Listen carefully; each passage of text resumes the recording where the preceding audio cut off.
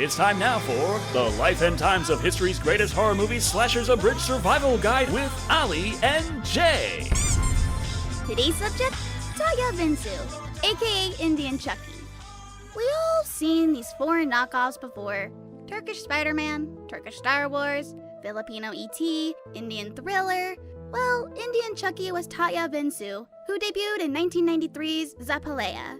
The movie was a huge hit, and it even got a 3D sequel in 2013. Yeah, 3D. So in honor of his legacy, we're gonna go through the life of Tatya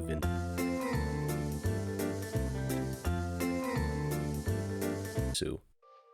Before he looked like store-brand Frankenberry, Tatya Vinchu was an interesting-looking gangster and diamond thief known to dabble in the dark arts.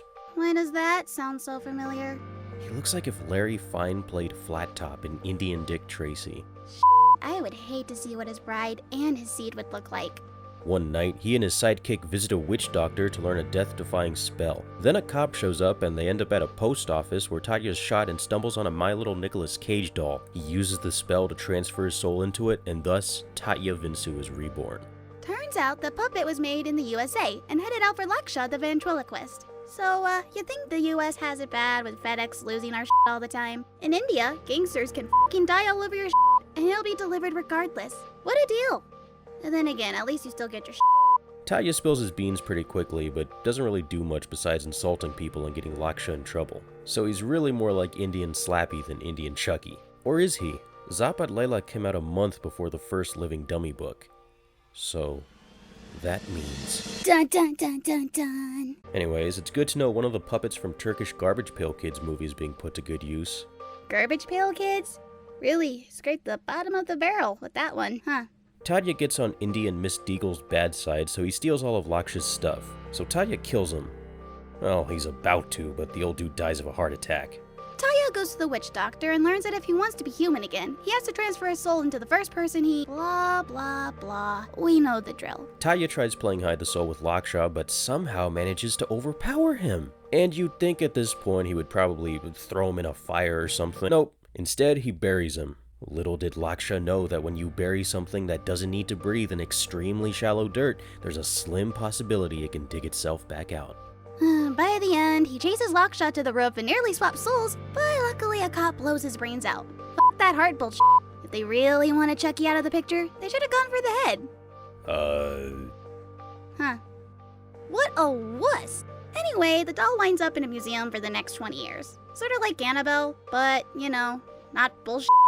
One night, Sidekick breaks out of prison, steals the doll, and takes it to the witch doctor to try and revive it so as to cash in on Tatya's secret diamond stash. But he screws up and a fight breaks out. Sidekick dies and spills blood on the doll, bringing Tatya back to life and even granting him super strength and... kangaroo powers? Tatya still isn't fond of life as a teenage Waldorf, but Laksha's dead now, so he has to find the next best thing. You guessed it, Seed of Laksha! Wait. When Tatya revealed himself, there was someone standing right next to Laksha. Does he not want to be a chick? Well, I mean, after watching Cult of Chucky... yeah, don't be like Cult of Chucky. He walks to a fair where Laksha's son Adi works, along with a ventriloquist who has a Tatya replica in his act.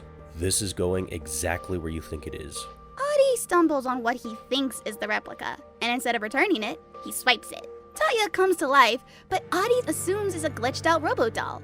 Wait, so Tatya Vinchu predicted the Child's Play remake? Dun dun dun dun dun! Adi gets a clue and returns Tatya to the ventriloquist. Oh, and what happened to the replica? Well, the cops find it and set it on fire. Wah wah. Anyways, Tatya chases Adi to a roller coaster where he gets his face sliced off by the Grim Reaper. Okay, that was a joke, but tell me if this sounds familiar. In this 2013 3D horror movie, the hero and the villain confront each other on a Ferris wheel. Oh, they ripped off Texas Chainsaw 3D? If you're gonna rip something off, don't choose the dumbest possible scene from the worst possible movie. And for that matter, is it even worth it anymore? The second Tatya hops off with his new body, the hundreds of bystanders are just gonna go Night Stalker on his ass. The cops show up and blow Tatya's brains out, again. But it's a horror sequel. The old rules don't apply. Luckily, Adi has a knife, so he decapitates Tatya. You'd think that was the end, but dun dun! I guess if Chucky could manage, Tatya can too.